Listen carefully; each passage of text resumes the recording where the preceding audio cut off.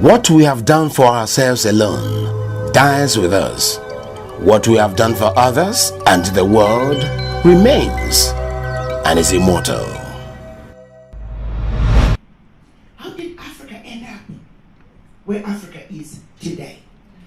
I am often amazed and actually saddened at the disconnect between our understanding of what is really happening in Africa and the superficial understanding that we have been given. And our reluctance to really try and dig deep so we can better take our Africa to its rightful place. Quite often we are being used as instruments of our own self-destruction. So allow me to take us back 124 years ago, so we can begin to understand why Africa is where it is today. And we can also answer for ourselves. Gets the largest acknowledgement, and I'm going to tell you why.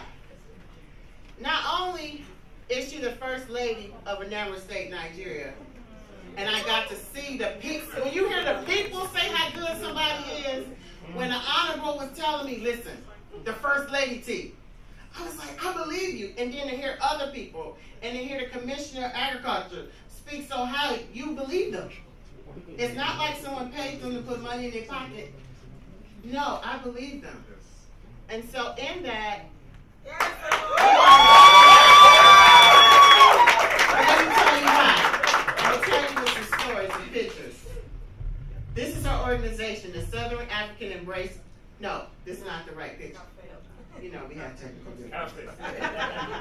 But her organization, the Caring Family, is the Cafe Initiative. This is the right picture. She got water borers, she helps widows. Let me start with this. Widows. Reverend Barrister. She helps the widows too. Not only does that, she has free medical surgeries for the people in her community. Like, that was before, this is after, and this is the baby recovering. Wow. You can't get no better than that. You cannot get any better. So when the commissioner was like, T, I'm telling you all, you must. I was like, time didn't permit it, but next time when the United States invites me, I'm gonna come. She has entrepreneurship platforms, which is my heart, and this is her lovely husband. I'm assuming.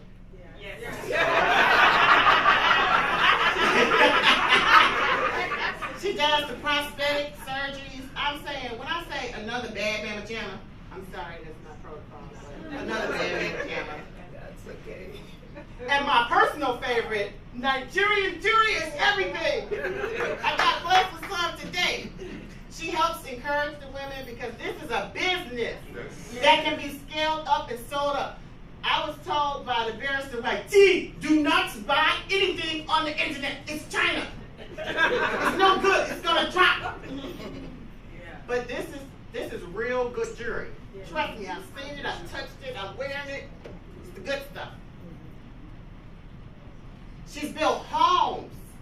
Homes. Was it 22 or 32? How many 22. 22 homes. This woman is a woman of power. And so with that, we would like to acknowledge her and give her her award.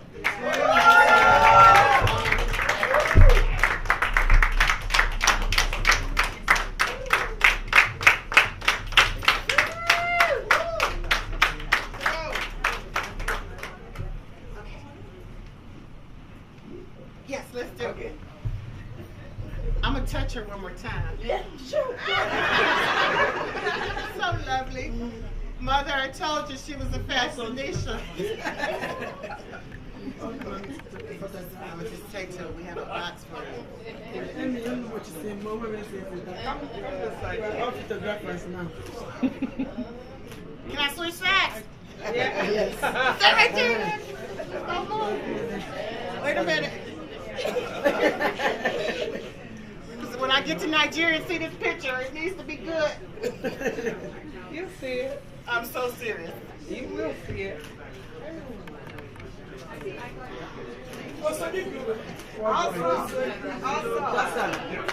Lady T, just oh yeah, I'm about to go now.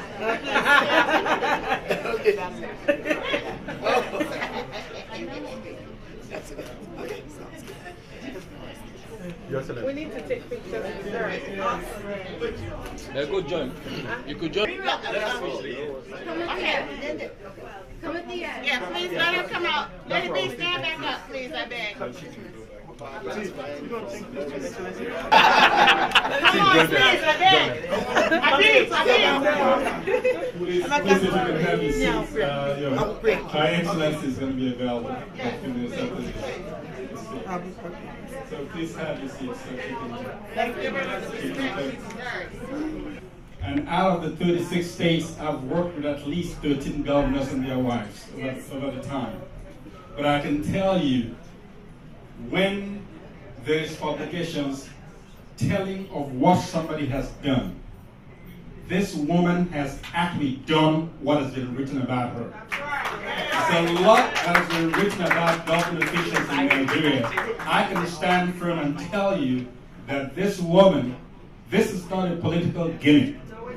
She has really done what has been written about her. And the evidence is clear. So please put your hands together for the First Lady.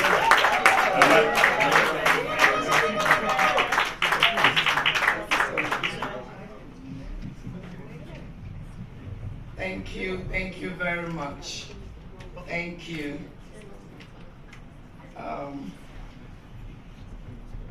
Your Excellency, the African Union Ambassador to the United Nations, Your Excellency Dr. Arikona Chihom Barry Kaur, I salute you.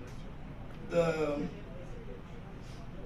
honorable members of our Anambra State House of Assembly and the persons of Honorable Beverly Nkem DJ, Honorable Nkoli Mebwameze, and the Speaker of Anambra State House of Assembly, Mrs. Rita Madawu. The Commissioner for Women Affairs, Lady Ndidi Mezue, other Anambra State government functionaries here present, friends and colleagues, may I also acknowledge the presence of the Royal Majesty from Delta State. Friends and colleagues, Lady T. Thompson of AGROBIZ, thank you so very much for having me here. Executive Director, Vice President, WOW Africa, Mrs. Caroline Ugochukwu, Gentlemen of the press, distinguished ladies and gentlemen.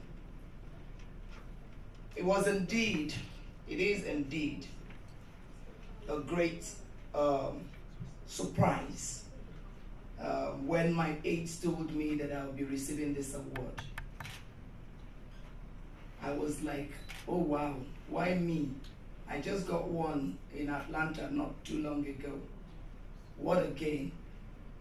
But it's a pleasant surprise because though I wasn't expecting it, but I knew it was gonna come. Because you can run, but you can hide. So what I do always fishes me out. I thank you all for recognizing me. Indeed, I thank you so much for nominating me. You've done so noble, and I'm happy that you are towing my part. Feeding your feet from where I take mine. Of course, my NGO does all these things that were shown and even more, because we build restrooms in marketplaces, just to see if we can reduce, or maybe in the next 3 years my husband will be in the office, there will be a total eradication of open defecation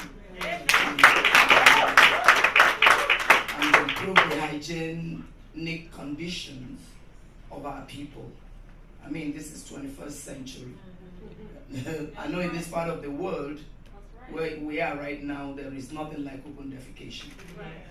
So why should we still have it back home? That brings us to what Her Excellency, said. But we thank God that we're trying to, do whatever we can. I have trained over the fact I didn't grow up in Anambra State, although my parents are both from Anambra. But I grew up in the western part of Nigeria, Lagos. So I didn't get to know much about my state. And my job was taking me all over the world, but never took me to my state. And then when my daughter entered the university here at the age of 15, I had drive to excel in difficult situations, because I told them my background. I told them that even when my father decided to assist me when I just got married, because my husband and I started from a very humble background, I refused to take any assistance from anybody, because we wanted to be self-made. I don't want to, kind of attribute our success to whatever I got from my parents. So we started from a very humble background, and because of, knowing what I want out of life, where I want to be, we worked hard, knowing that we have the background, which is the academics. If you have if you go to school, you already have the foundation. Every other thing, would fall in place if you're hardworking and prayerful, of course. Because as a Christian, I believe that work and no prayer, you can't achieve your goal. Prayer without work, you can't achieve your goal. They both go simultaneously to enable you attain that height. And that's what has seen me so far. With our child, strapped behind, yet smiling, I am motivated to do more to help them. So, honestly, I don't know what to say, but I am so glad and privileged, to be sharing the spotlight with people like Her Excellency, my Lady T, among other women from various African countries that have done so much impact on the lives of their people. I am very happy and so thrilled to be here with you all, sharing the spotlight with you all. I can't ask for more. And it has also spurred me to go out there and do more, particularly when it comes to what Her Excellency told us. I strongly agree with her that it is we women, it is only us, that will go out there and set Africa back on its feet. Yes. From what I heard today, I am going to go out there. I used to think I was a fighter. I'm yet to get there. So with what I heard this afternoon, I will go out there and fight them all with all my strength, with all the milk of a woman in me, to fight and make sure that we do the right things, that we begin to get back together and be, freed from this slavery called, what will I call it? The colonization of they colonized us, but they kind of gave us freedom, tentative. I can't call this freedom. I haven't heard what is going on between the French and their colonies. It's totally and completely unacceptable. With due respect, if that offends anyone, but we need to fight to be ourselves again. We need to fight to get back on our feet. It was when she was speaking that it dawned on me that in Nigeria we're actually fighting one another because they set us up against ourselves by creating this regionalization and whatever. We began to see ourselves differently. Hausa fights Igbo, Igbo fights Yoruba. We never agree. The Igbo man is like, oh no, the Hausa man thinks that leadership is their birthright. We're not going to agree. The Yoruba man sees the Igbo man as a traitor. The Hausa man sees the Igbo man as a thief. That if you let them see the fish, they'll eat it all. So now we have to go home and begin to tell them that that is not the situation. That we are all one people under God. That we should stop killing ourselves because of our differences in religion and what have you, or our tribes. We will not take that again. Thank you so much, Your Excellency. You have been a wonderful eye-opener to me. I never saw beyond my nose concerning that until today. And I really do appreciate you. So your speech, resurrected, if you will, the freedom fight in me, because I've always championed the cause of women.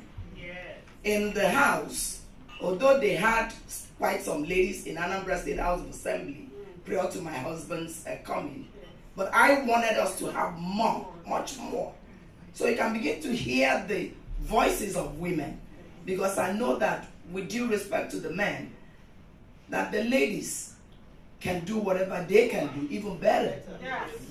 We have the patience to withstand, to stand any situation and make sure we get to our destination. But the men can always give up. Just like she rightly mentioned, I was just all eyes and mouth agape watching her when she was speaking. I felt like, coming out here to, what you have done to my head. You resurrected all the good things that I would have loved to do for our people. I really do appreciate you. Nigeria was actually what, swept us off our feet. All the things we used to use to, bring up our GDPs, the export our products, we all left and abandoned those. Prior to the discovery of oil in Nigeria, the North used to be, known from Nigeria, the northern part of Nigeria. And palm oil, you are also right. The Malaysians collected few fruits, few palm fruits from us, and now they are the highest exporters of palm oil. How can that be when Nigeria, the eastern part of Nigeria, used to be the highest producers of palm oil? Same goes for the western part of Nigeria. They are the highest producers of cocoa and exports this cocoa to the western world for their coffee, their chocolate, and what have you. Now we're missing in action in all those areas. So we have to fight. I have to fight. Others have to help me and support me. Thank God we still have some female legislators in Anambra State House of Assembly. We're going to fight that common cause to bring it back to our minds. Thank God for the life of our governor, who came and brought back agriculture. Now farmers are not relegated to the background anymore. Farmers are now being, we now export, and farmers are now reverenced. People see them, they are like, oh, you are this, oh, you are that. Very much. I can't thank you enough. I am really highly honored to be here. I almost missed this opportunity, because at some point I was like, Didi, I'm kind of busy. We just finished an election. Probably you should collect this award on my behalf. On a second thought, what wanted to bring Lady Tia and I together made me leave. I was like, okay, you know what? I'll go there. Let me just go and do this and come back. So I thank you all so very much. I appreciate being here, and I love you all. May God bless you all. May God bless my wonderful state, Anambra. May God bless Nigeria.